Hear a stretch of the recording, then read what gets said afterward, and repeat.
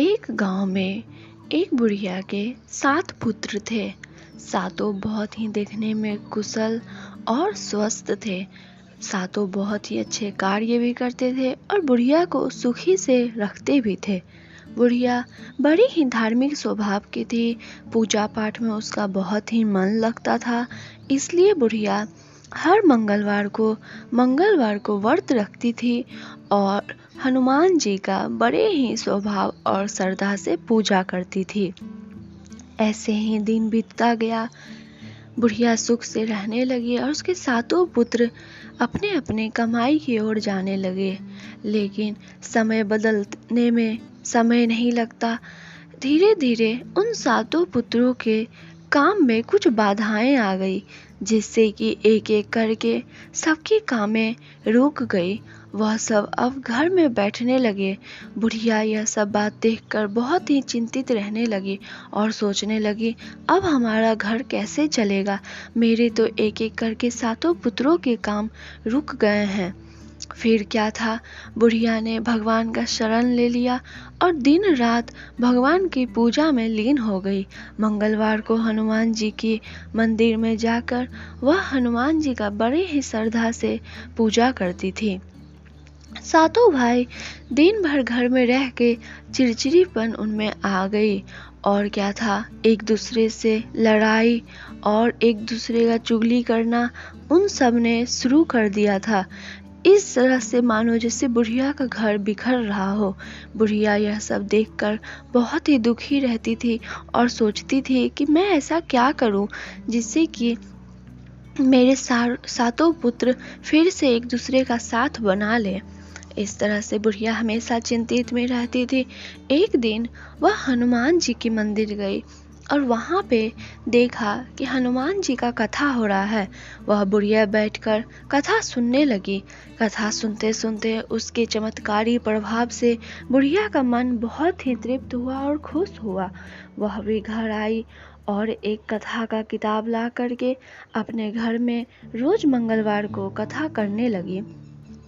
इस तरह से बुढ़िया हर मंगलवार को कर रही थी, लेकिन उसके बेटे के स्वभाव में परिवर्तन नहीं आ रहा था।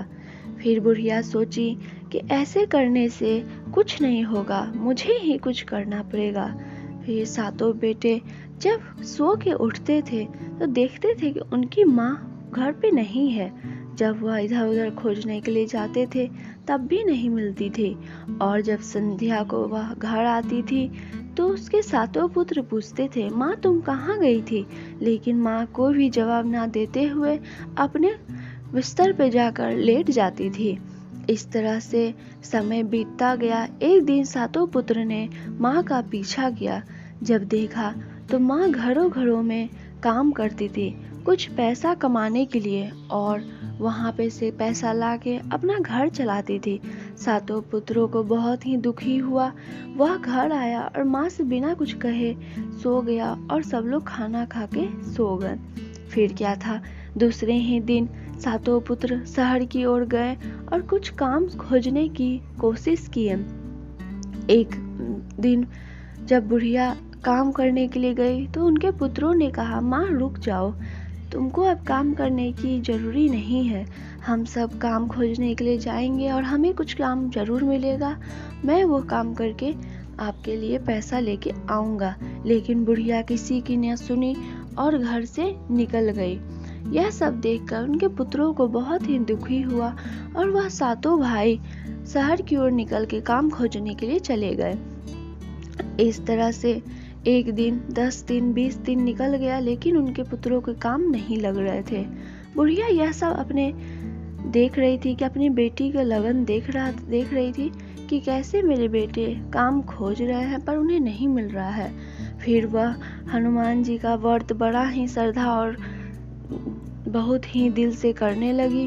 फल फूल मेवा सब चढ़ाने लगे और हनुमान जी को कहा, हे बजरंगबली, आप मेरी इतनी बड़ी परीक्षा क्यों ले रहे हैं। मैं तो आपकी इतनी बड़ी भक्त हूँ, तो फिर मेरे बेटे को काम क्यों नहीं लगा रहे हैं।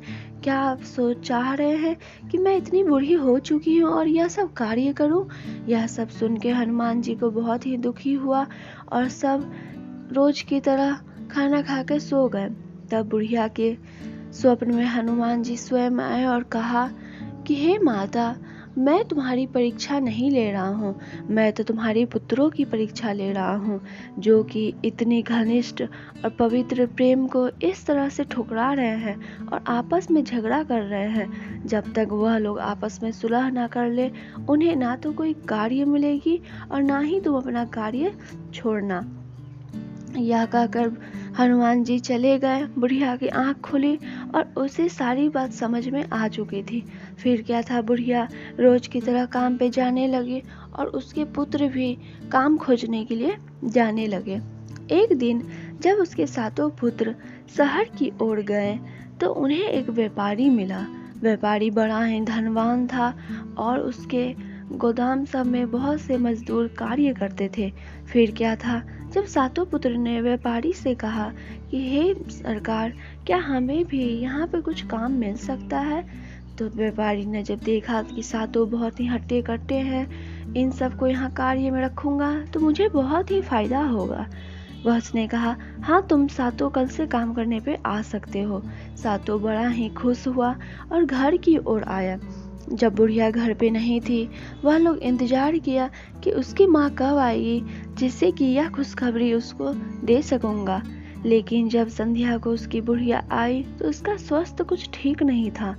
वह सब घबरा गए बेटा कि मेरी माँ को क्या हो गया है। वह सब जल्दी से लेटा करके माँ का हाथ पाँव दाबने लगे। तब माँ ने कहा कि बेटा, लगता है मेरी जाने की उम्र आ चुकी है। तब सब भाइयों ने कहा, माँ ये तुम क्या कह रही हो, अभी तुम्हें कुछ नहीं होगा, हम सातों पुत्र तुम्हारी जिंदा है ना, तुम्हें कुछ नहीं होने देंगे। तब कहा, क्या मेरे 7 पुत्र कहाँ हैं बेटा, मुझे तो लगता है कि मेरे 1 हैं, कभी लगता है 2 हैं, कभी 3।